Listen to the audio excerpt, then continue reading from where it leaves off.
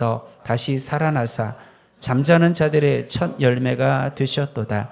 사망이 한 사람으로 말미암으니 죽은 자의 부활도 한 사람으로 말미암는도다. 아담 안에서 모든 사람이 죽은 것 같이 그리스도 안에서 모든 사람이 삶을 얻으리라. 그러나 각각 자기 차례대로 되리니 먼저는 첫 열매인 그리스도요, 다음에는 그가 강림하실 때에 그리스도에게 속한 자요, 그 후에는 마지막이니 그가 모든 통치와 모든 권세와 능력을 멸하시고 나라를 아버지 하나님께 바칠 때라. 그가 모든 원수를 그 발 아래에 둘 때까지 반드시 왕노릇 하시리니 맨 나중에 멸망받을 원수는 사망이니라. 아멘. 아멘. 자, 우리 옆 사람들과 인사하겠습니다. 예수님의 이름으로 사랑합니다. 사랑합니다. 네, 사랑합니다. 네, 오늘 처음 뵌 분들이 있어요. 저는 다 아는데 우리 권사님 따님이신가요? 따님은 잘, 군산? 예. 우리 처음 뵙는 분들 향해서 얼굴을 좀 쫙 돌리고 인사하겠습니다. 예수님의 이름으로 사랑합니다. 사랑합니다. 예. 우리 우리 이혁 기사님과 또 따님 나오셨고 우리 사랑하는 분들이 저기 쭉 앉으셨네요. 감사합니다. 여러분들은 어떤지 모르겠어요. 사람들은 이 죽음을 굉장히 두려워합니다. 그래서 죽음, 이것을 사망이라고 하죠. 이 사망이라고 하는 한자를 우리가 보면 죽을 사이에 망할 망자입니다. 이게 뭘까? 이게 망자를 여러 가지로 해석할 수 있겠죠. 죽음이 끝이다, 죽으면 마지막이다라는 의미도 있겠지만 그냥 뜻 그대로 죽는 건 망하는 거다, 죽음은 망하는 거다 라고 여겨지는 것 아닌가라는 생각도 해봅니다. 왜 죽음이 망하는 것일까요? 영어로 이 death라고 하는 이 말은요, 살아있지 않은 것의 영구적인 종말, 모렵죠. 살아있지 않은 게 다시 살아날 수 없음이라는 뜻입니다. 이 death라고 하는 말에 종말이라는 의미가 가득 담아 있어요. 그래서 우리는 죽음이 죽은 자를 향해서 다시 살아났으면 이라는 생각을 하지만 전혀 불가능한 일이 죽음. 그래서 사망인 거예요. 왜 사망일까 생각을 해봤습니다. 법률적인 용어에서 이 사망이라는 단어는요, 권리 능력의 유일한 소멸 원인입니다. 이 법률 용어로 해서 말이 좀 너무 딱딱하죠. 권리가 있는데 내가 살아가면서 권리가 있어요. 내 소유물에 대한 권리, 또 내 재산에 대한 권리, 내가 가지고 있는 여러 법적 권리들이 있는데 사망으로 인해서 이 모든 권리가 소멸된다는 거예요. 유일한 소멸 원인이다라는 것입니다. 내 모든 유형, 무형의 자산이 한꺼번에 다 상실된다는 의미예요. 그러니 망하는 거죠. 그죠? 돈 보고 살았습니다. 돈 버는 재미로 살고요. 통장에 돈이 쌓이는 것으로 살고, 어저께 몇 명이 모여가지고 돈이 많으면 행복할까? 내린 결론이 뭔지 아십니까? 행복해. 뜻밖의 대답이죠. 생각해보니까 돈이 많으면 행복할 것 같아요. 돈이 많으면 무엇을 고를까, 뭘 살까, 싼 거 사지 않아도 되고요. 돈이 많으면 내가 가고 싶은 곳에 또 정말 갈 수 있고요. 제 삼촌하고 얼마 대화하는데 아주 간단하게 흘러가는 대화였어요. 지난주에 어디 횡성인가 갔었는데 갔다가 오다가 여기 횡성 소고기 맛있대, 우리 먹자. 그리고 실컷 먹고 왔대요. 그냥 한 줄기 표현입니다. 근데 그 말을 듣는 저는 횡성에서 소고기? 무슨 말인지 아시죠? 여러분과 저가 다른 분들도 물론 있습니다. 별로 이렇게 안 느껴지시는 분들은 그분하고 비슷한 분이고, 돈 있으면 행복한 것 같아요.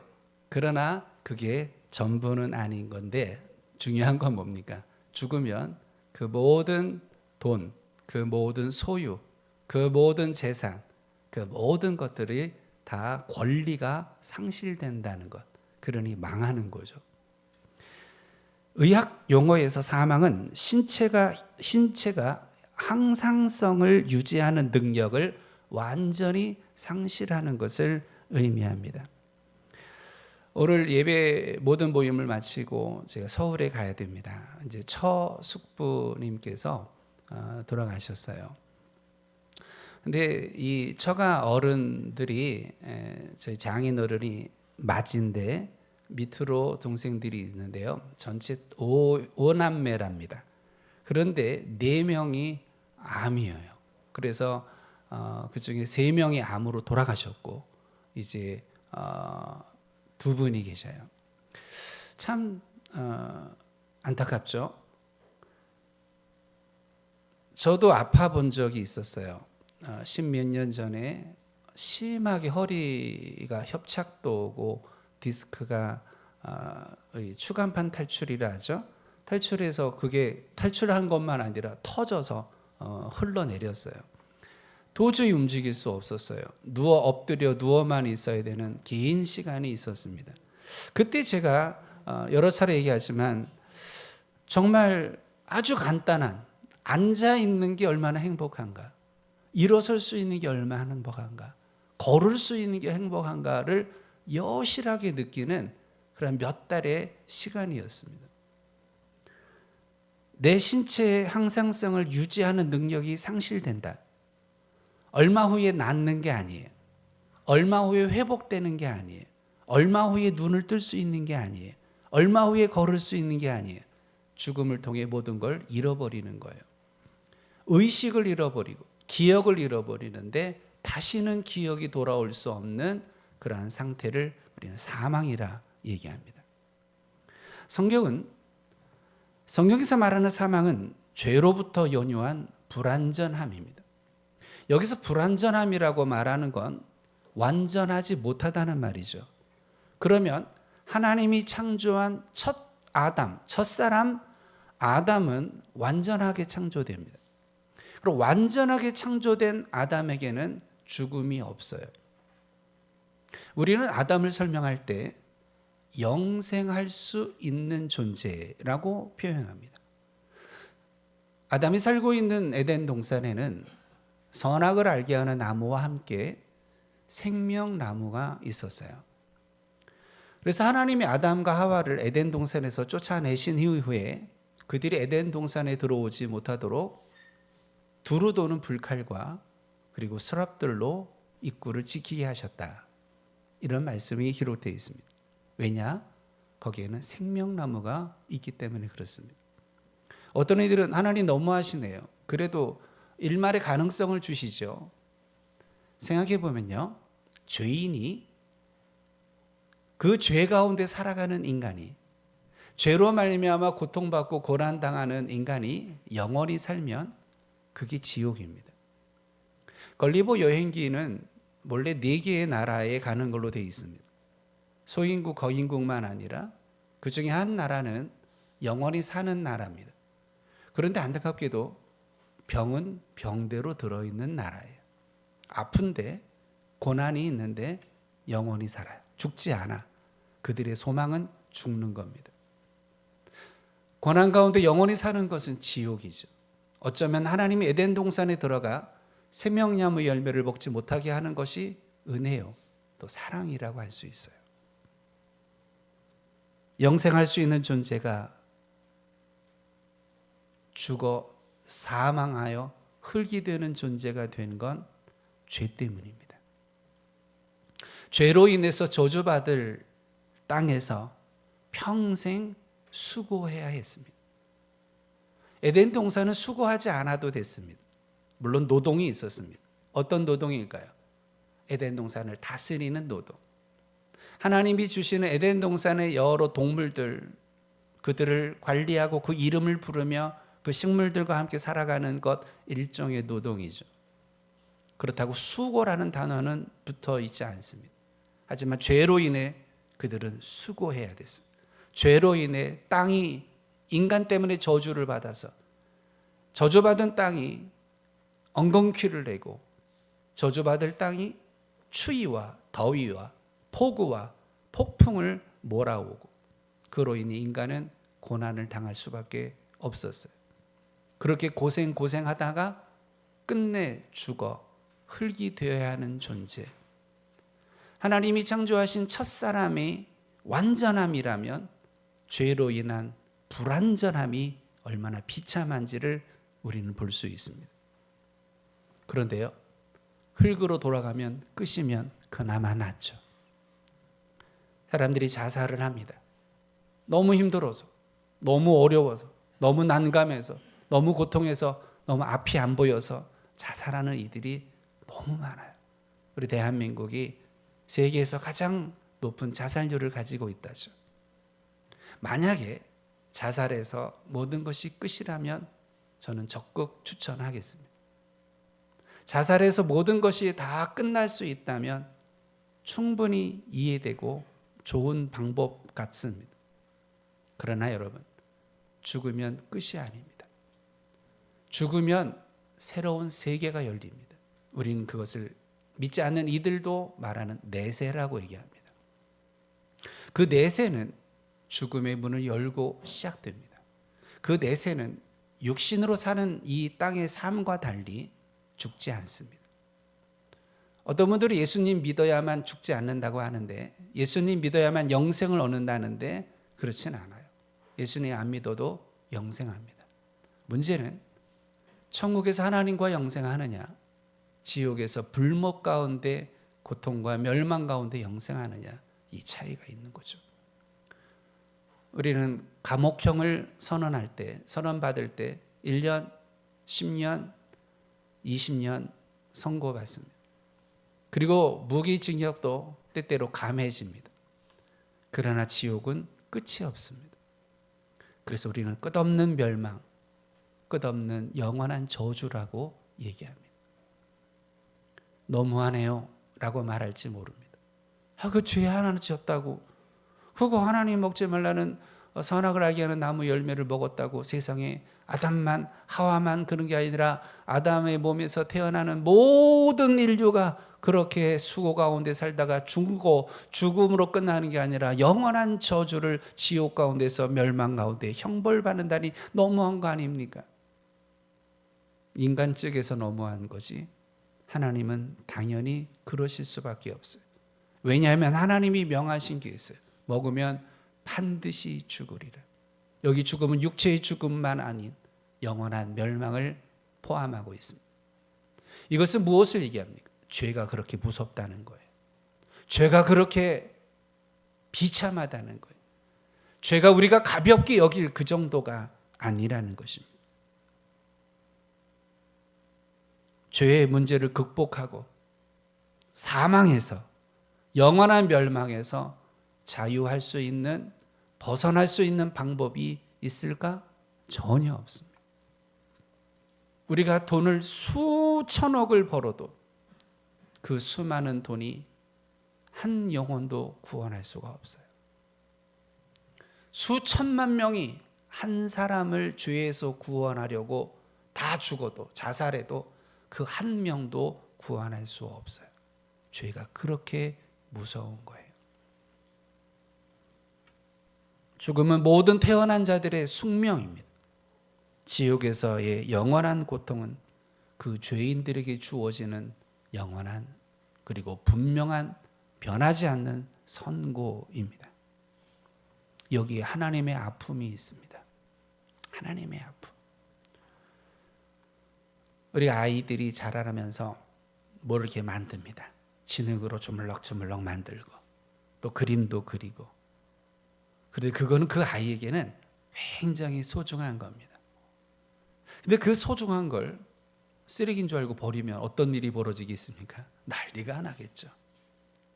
내가 만든 작품이 훼손되는 것에 대한 아픔이 누구에게나 있죠. 하나님의 입장, 창조주 하나님에게 있어서 인간은 하나님의 최고의 작품이에요. 피조물인 인간은 우주 만물과 지구 모든 것들을 다 합해도 비교할 수 없는 하나님의 최고의 작품이에요. 그런데 그 인간이 죄 때문에 망가졌어요. 그 인간이 죄 때문에 망하게 됐어요. 그 인간이 죄 때문에 고난과 고통 가운데 살다가 흙이 되어 영원한 지옥에서의 멸망을 받아야 했어요. 이게 하나님의 아픔이에요. 하나님의 아픔. 여기 하나님의 사랑이 있습니다. 아프신 하나님은 인간을 향한 긍휼이 일어나십니다. 죄 가운데 멸망받을 인간을 구원하시고자 하는 하나님의 사랑이 발동되기 시작합니다. 죄에서 그들을 구원하시고 영원한 멸망에서 그들을 영원한 지옥 형벌에서 구원하시기를 원하시는 하나님의 마음이 시작됩니다. 그 구원의 방법이 뭐냐? 예수 그리스도입니다. 요한복음 3장 16절은 우리에게 말씀하죠. 예수님 안 믿는 사람도 이 정도는 다 아는 것 같아요. 자, 한번 해볼까요? 하나님이 세상을 시작. 독생자를 주셨으니 이는 그를 믿는 자마다 멸망치 않고 영생을 얻게 하려 하심이라. 아멘. 영생을 얻게 하려 하심이라. 죄에서 구원받고 지옥 갈 자들이 구원받고 천국에서 영원히 하나님과 사는 이 영생, 살아있는 동안에도 하나님과 함께하고 하나님을 아버지라 여기고 하나님이 주시는 능력과 힘으로 살아가는 그 구원받는 삶, 이 삶을 하나님이 주시기를 원하셨는데 어떻게 그 일을 이루까? 하나님이 세상을 이처럼 사랑하사 독생자를 주셨으니. 여기 주셨다는 말은 하나님인 그분을, 독생자 하나님이신 그분을 인간이 되어 인간의 몸으로 보내셨다는 것을 포함하고요. 또 무엇을 포함합니까? 인간이 되신 예수님이 십자가에서 피 흘려 죽으심을 의미하는 거죠. 예수님에게 주어진 구원의 방법은 우리의 죄를 담당하는 것에서 있습니다. 예사야서 53장 6절은 이렇게 말씀합니다. 여호와께서는 우리 모두의 죄악을 그에게 담당시키셨도다. 죄가 무섭다 그랬죠. 죄가 이렇게도 무서운데 이 죄를 떨어뜨릴 수가 없어요. 이 죄는 우리에게 각인되어 있습니다. 성경에 보니까 표범의 무늬를 어떠한 세척제를 동원하고 어떤 솔로 문질러도 그 표범의 무늬를 지울 수 있느냐? 없지 않느냐라고 말씀합니다. 표범의 무늬, 얼룩얼룩한 무늬는 지워질 수 없이 각인되어지듯이 우리의 죄는 그 어떤 방법으로도 지워지지 않아요. 그런데 하나님은 그 내가 스스로 인류 누구도 그 죄를 씻거나 옮길 수 없는 그 죄를 하나님은 예수님에게 담당시키셨다요. 예수님에게 짐을 지워주셨다는 거예요. 내게 각인되어 있는 죄를 어떤 방법으로 예수님께로 넘기셨다는 얘기예요. 죄로 인해 발생하는 모든 것을 포함한 그 모든 것을 예수님에게 짊어지게 하셨다는 거예요. 이사야서 53장 3절부터 4절 말씀을 우리 함께 읽으면 좋겠습니다. 이사야서 53장 3절부터 4절 우리 함께 주보를 가지고 읽으면 되겠습니다. 함께 읽습니다. 그는 멸시를 받아 사람들에게 버림받았으며 간고를 많이 겪었으며 질고를 아는 자라. 마치 사람들이 그에게서 얼굴을 가리는 것 같이 멸시를 당하였고 우리도 그를 귀히 여기지 아니하였도다. 그는 실로 우리의 질고를 지고 우리의 슬픔을 당하였거늘 우리는 생각하기를 그는 징벌을 받아 하나님께 맞으며 고난을 당한다 하였노라. 아멘. 여기 주목하여 보면 몇 가지의 단어가 나옵니다. 멸시라는 단어가 나옵니다. 이 멸시라는 단어는 업신여기다, 싫어하다라는 뜻입니다. 죄를 지은 죄 가운데 사는 죄인들이 느끼는 게 멸시입니다. 몇 가지 단어들을 여러분의 자신에게 대입해 보시기 바래요. 나는 멸시 받은 적이 있는가? 누가 나를 싫어해? 누가 나를 업신여겨?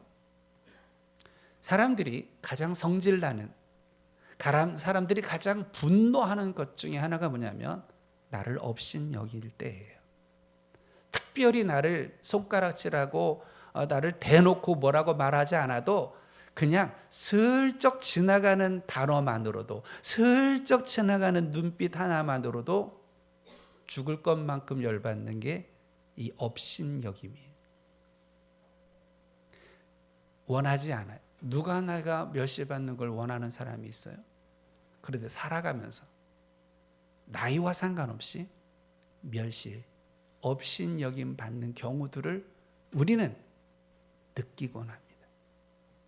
이게 죄인으로 살아가는 자의 모습이에요.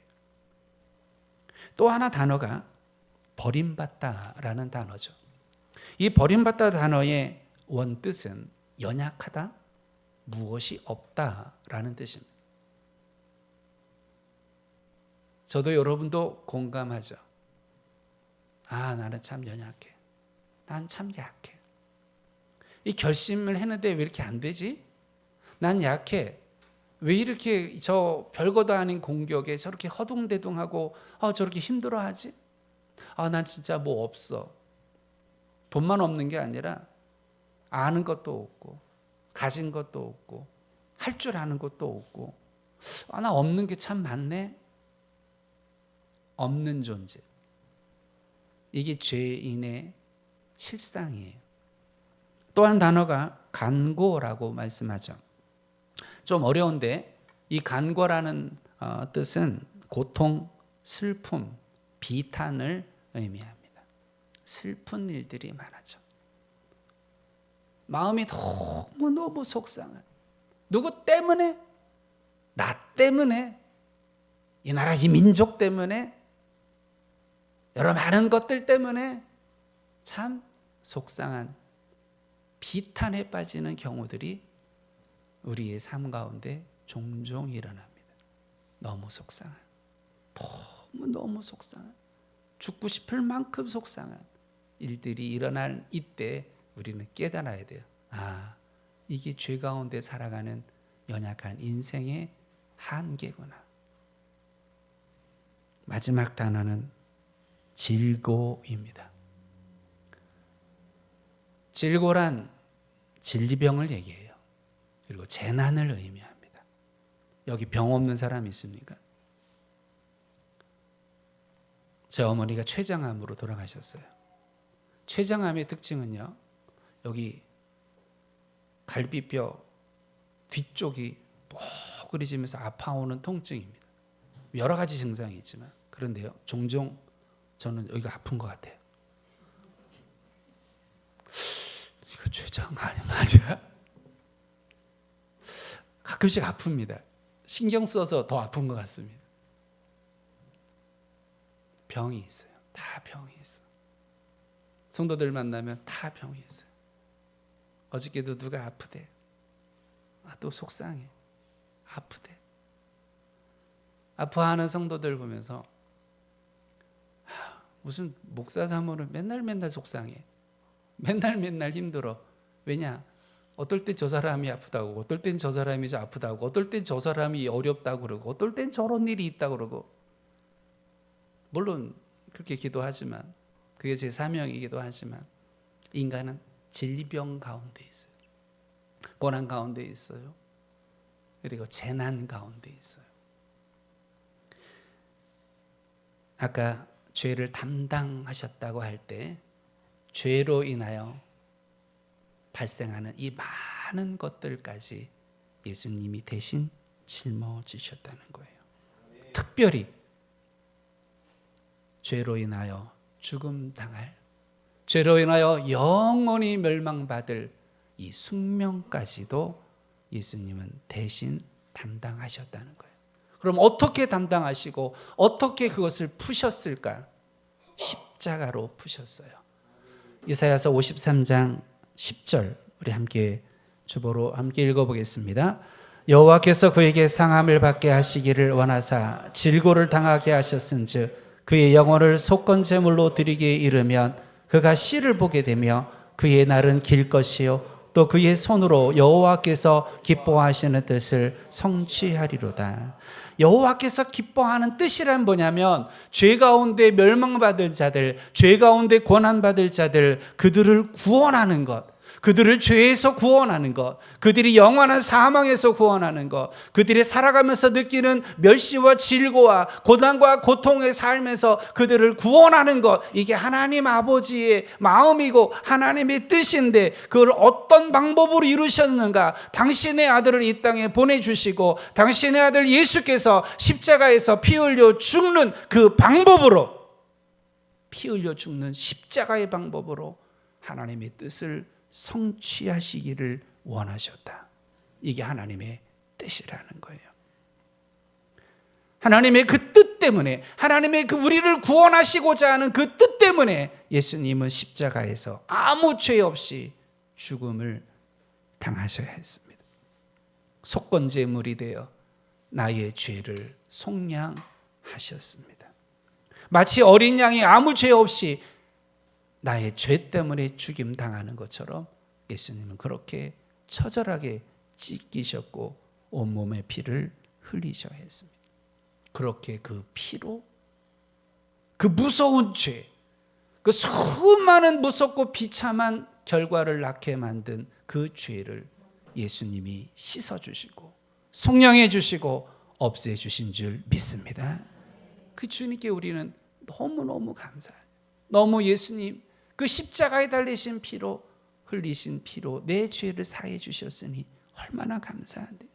그런데 그 십자가의 죽음으로 끝이 아니라 예수님은 이제 우리는 죄의 속량 받음에서 끝이 아니라 더 한 걸음 나아가 하나님을 아버지라 부르는 자녀가 되게 하시고 하나님이 왕이 되시고 다스리는 나라의 백성이 되게 하시고 이 살아가는 이 현세 동안에 하나님이 왕이 되신 하나님이 도와주시고 인도해 주시고 필요를 채워주시고 공급하신 은혜를 누리도록 하나님이 도와주셨어요.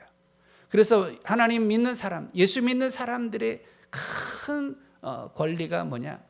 아버지라고만 하면 다 아는 거예요. 아버지, 아버지. 우리 딸이, 저희 딸이 아빠, 제가 아빠의 연금입니다. 제가 걱정하지 마세요. 미래 그 염려 때문에 오늘 써야 되는데 못 쓰고 그러는 거 아니시죠? 제가 다 책임질 테니까 그냥 펑펑 쓰세요. 그래 아빠 근데 한 28,000원만 보내주시면 안 될까요? 뭐 안 맞는 소리를 합니다. 그래? 그래 알아서 큰맘 먹고 5만 원 보내줄게.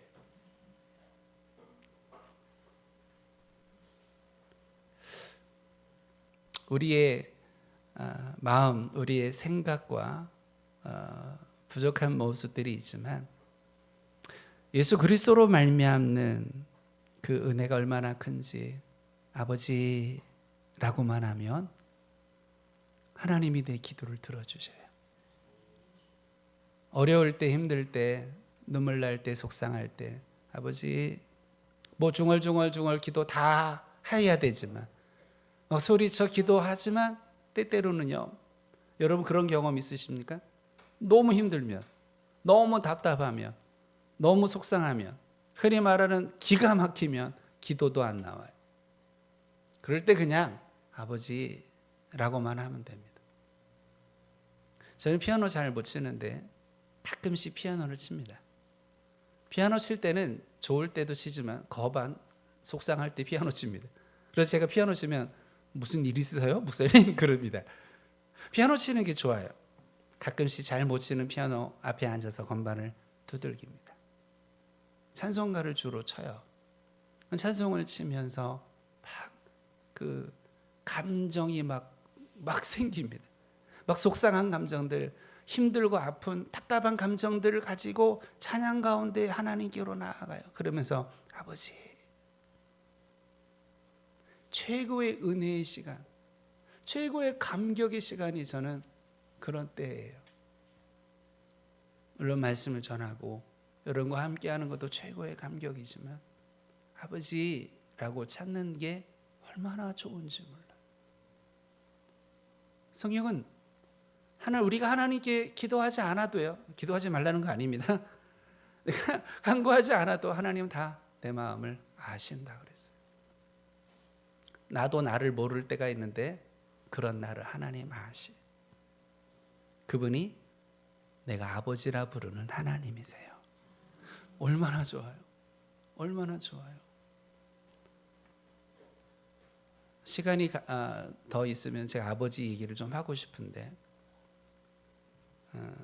그 얘기는 다음에 하기로 하고, 어버이 주일 때 할까요? 아버지가 얼마나 좋은 분인지 몰라. 아버지가.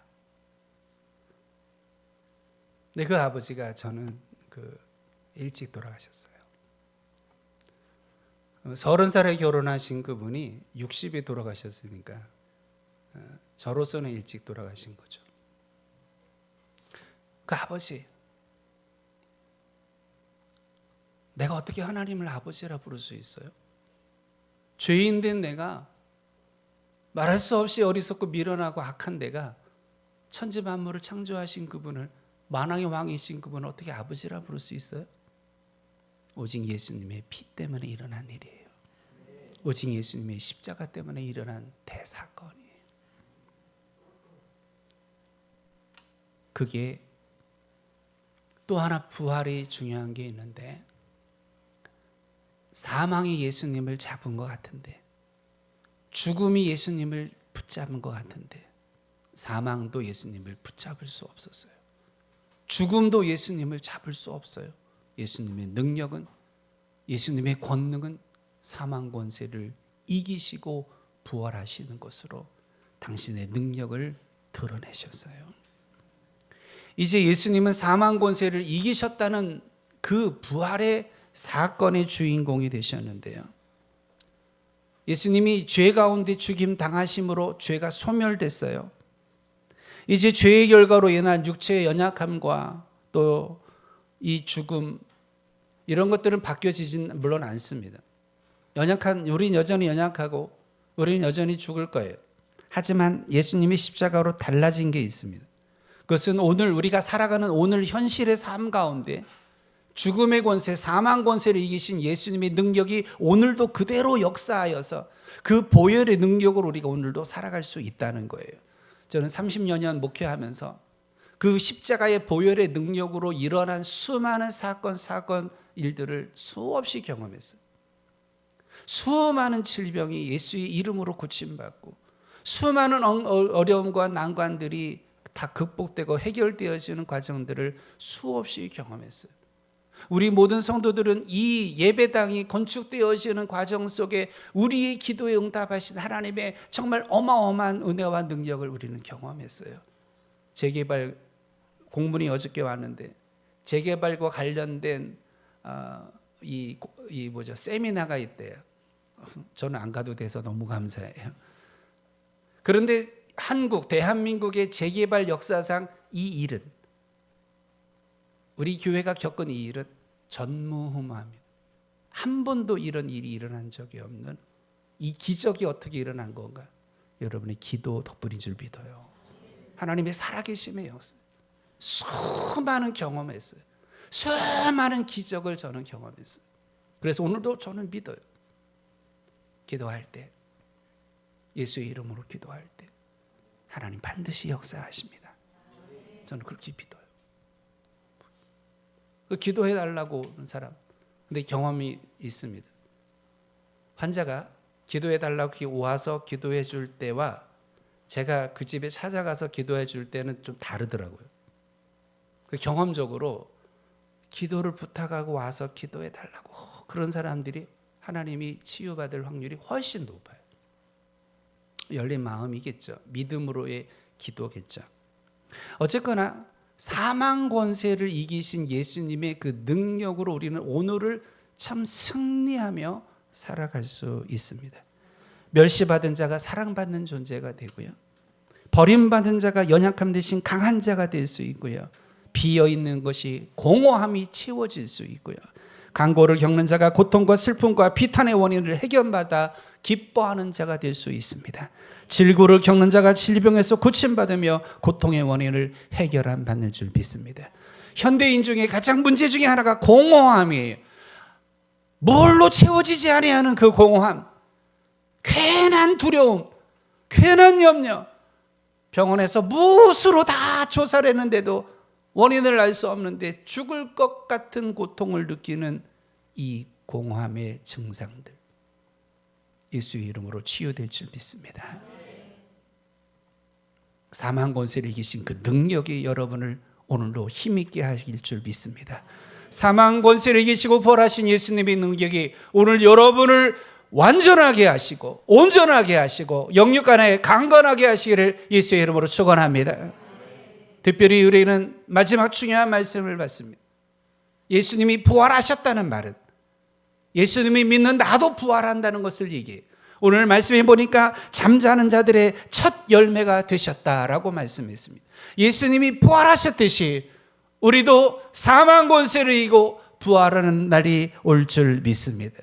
이 세상에서 우리가 다시 살아난다는 의미가 아니에요.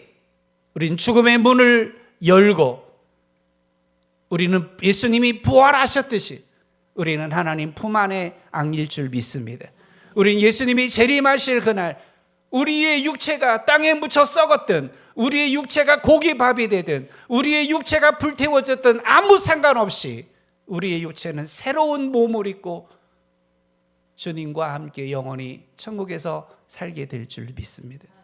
여러분이 하는 휴거가 바로 그 의미죠. 사망 권세 이기신 예수 그리스도. 그래서 우리는 그분이 너무너무 좋고 부활의 의미가 너무너무 깊은 거예요. 소망하기는 다음 연도 부활절에는 여러분들이 부활에 축하하는 그런 편지들, 부활을 축하하는 선물들 꼭 서로 나누면 좋겠어요. 옛날에 미국 갔을 때 어느 교회를 갔는데 부활절에 갔었어요. 그런데 그 홀에 예배 홀이 아니고 러비죠. 러비에 구석에 뭐 이렇게 카드들이 이렇게 붙여 있는 거예요. 스티커로. 그래서 봤더니 성도들이요. 그렇게 붙여놓은 거예요. 아무개에게 뭐라고 무슨 말인지 잘 모르겠지만 아무튼 다 붙여놨어요. 우리 교회 가서도 저거 해야 되는데 한 번도 해본 적이 없는데 부활을 같이 기뻐하고 부활의 예수님으로 인한 그 감격을 같이 누리기를 원하고 오늘 우리 주변엔 그 공허함으로 인하여 죽을 것 같은 공허함으로 살아가는 사람들 우리 주변에 꽤 많습니다. 우리 주변에는 죽어야 되나 말아야 되나 고민하는 사람들 참 많습니다. 예전에 대위, 현역 대위인데 자살했대요. 어떻게 죽었어? 자기 방에서 옷걸이에다가 넥타이를 이렇게 해가지고 어떻게 죽나 몰라 그거. 희한하게도 죽어. 그렇게도 죽어.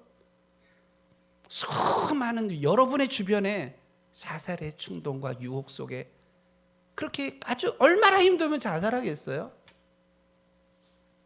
무서워서 못 죽겠네. 그런데 무서운 걸 극복할 만큼 죽고 싶은 그런 상황 속에 살아가는 사람들, 희망 없고 소망 없고 기쁨 없고 평강 없는 사람들이 여러분 주변에 너무 많아요. 그들에게 부활의 예수님을 전해주세요. 예수님 믿기만 하면 하나님을 아버지라 할 것이고 예수님 믿기만 하면 사망 권세를 이기신 예수님의 능력이 당신을 치료해 주실 것이고 사망 권세를 이기신 예수님이 당신을 이 모든 영원한 고통과 어려움 속에서 하나님이 어루만져 주실 것입니다. 좋은 소식을 전해주세요. 좋은 소식을. 아픔 가운데 고민 가운데 수많은 어려움 가운데 오늘 여러분이 읽은 멸시, 버림받음, 질고, 간고 이 모든 가운데 있는 이들에게 사망 권세를 이기신 부활하신 예수님, 그분을 믿기만 하면 됩니다. 그분을 믿기만 하면 됩니다. 부활의 소식을 전해주세요.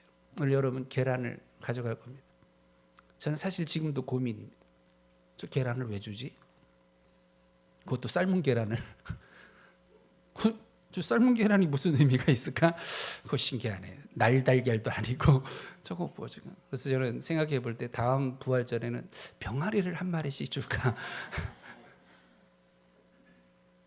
부활의 이미지가 뭘지 모르겠지만 뭐 그거라도 저라면서 부활의 예수님을 좀 말해주세요. 특히 고통 가운데 있는 사람들, 아픔 가운데 있는 사람들에게 가장 큰 선물이 뭘까요? 희망입니다. 예수님 믿기만 하면 해결은 받습니다. 그저께인가요? 우리 박 집사님 그런 얘기 하더라고요. 그 피부가 너무 그 병에 걸려서 고민 가운데 있는데 결혼했는데 아이를 안 낳는 거예요. 왜냐 유전병이랍니다. 내가 자식을 낳으면 똑같은 아이가 태어나니까 그게 너무 감당할 수 없어서 아이를 안 낳는데 그 집사님이 그랬대. 예수님 믿으면 고쳐주십니다. 그래서 제가 그렇대. 아무튼 교회에 오기면 좋겠대. 잘했다고. 우리는 불가능한 걸 가능케 하실 능력의 예수님 믿습니다. 그분이 나의 하나님, 그분이 나의 주님이셔서 그분이 부활하심 우리에게 소망이 되고 그분이 부활하심을 우리에게 나도 부활할 것에 대한 믿음을 가지고 살아갈 수 있다는 게 얼마나 감사한지. 우리 자리에 일어나서